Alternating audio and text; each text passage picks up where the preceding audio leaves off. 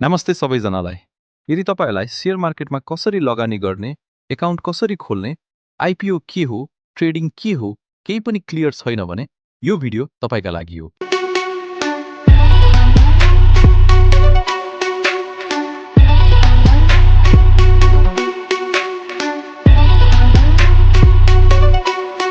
पहिले बुझौं, share market भनेको के हो?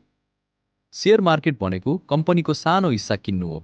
उदाहरणका लागि, तपाईले नबिल ब्याङ्कको शेयर किन्नुभयो भने तपाई नबिल ब्याङ्कको सानो हिस्सा किन्नुभयो, ओनर बन्नुहुन्छ। कम्पनीले प्रफिट कमायो भने डिभिडेन्ड आउन सक्छ, शेयरको प्राइस बढ्न सक्छ। नेपालमा शेयर मार्केटलाई नेप्से, नेपाल स्टक एक्सचेन्ज भनिन्छ। नेप्सेमा 200 भन्दा धेरै कम्पनीहरू लिस्टेड छन्।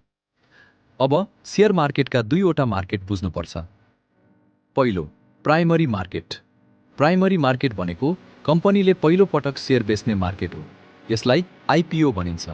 आइपिओमा प्राइस फिक्स्ड हुन्छ, सामान्यतया 100 रुपैयाँ। लिमिटेड शेयर हुन्छ, त्यसैले लटरी सिस्टम हुन्छ। सबैले शेयर पाउँदैनन्। आइपिओ अप्लाई गर्न मेरो शेयर प्रयोग गरिन्छ। दोस्रो, सेकेन्डरी मार्केट। सेकेन्डरी मार्केट भनेको इन्भेस्टरहरूबीच शेयर बेच्ने मार्केट हो। शेयर किनबेच हुने मार्केट हो। यहाँ प्राइस हरेक दिन परिवर्तन हुन्छ, कुनै पनि समय किन्न र बेच्न सकिन्छ। लोटरी हुँदैन। ट्रेडिङ यही मार्केटमा हुन्छ। अब शेयर मार्केट सुरु गर्न चाहिने एकाउन्टहरू हेरौँ। पहिलो, ब्याङ्क एकाउन्ट। कुनै पनि नेपाली कमर्सियल ब्याङ्कमा सेभिङ एकाउन्ट हुनुपर्छ। यस एकाउन्टबाट आइपिओ अप्लाई गर्दा पेमेन्ट हुन्छ, शेयर बेच्दा पैसा आउँछ। दोस्रो, डिम्याट एकाउन्ट। डिम्याट एकाउन्ट भनेको तपाईको शेयर राख्ने डिजिटल लकर हो। पहिले शेयर कागजमा आउँथ्यो, अहिले सबै अनलाइन हुन्छ। डिम्याट एकाउन्ट ब्याङ्क वा ब्रोकरबाट खोलिन्छ। वान टाइम चार्ज हुन्छ, सामान्यतया 400 देखि 600 रुपैयाँ।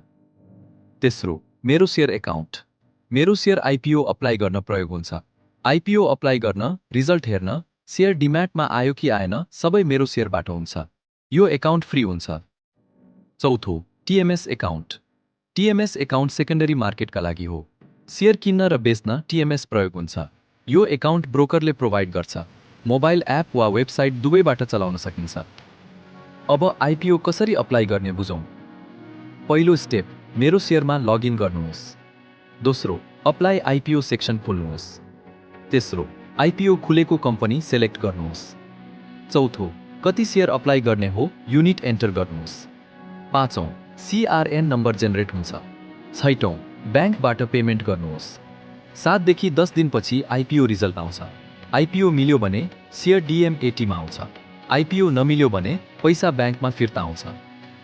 अब सेकेन्डरी मार्केटमा शेयर कसरी किन्ने। टिएमएस एकाउन्टमा लगइन गर्नुहोस्। कम्पनी सर्च गर्नुहोस्। क्वान्टिटी सेलेक्ट गर्नुहोस्। बाई अर्डर प्लेस गर्नुहोस्। अर्डर म्याच भयो भने शेयर तपाईको डिम्याटमा आउँछ। अब बिगिनरहरूका लागि केही इम्पोर्टेन्ट कुरा। शेयर मार्केट ग्याम्बल होइन। बरो गरेर लगानी नगर्नुहोस्। सुनेको भरमा शेयर नकिन्नुहोस्।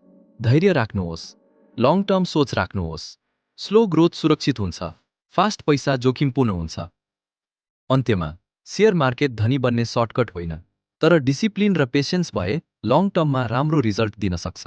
बिगिनर हुनुहुन्छ भने सानोबाट सुरु गर्नुहोस्, सिक्दै जानुहोस्, गल्तीबाट नडराउनुहोस्। यदि यो भिडियो उपयोगी लाग्यो भने लाइक गर्नुहोस्, सब्स्क्राइब गर्नुहोस्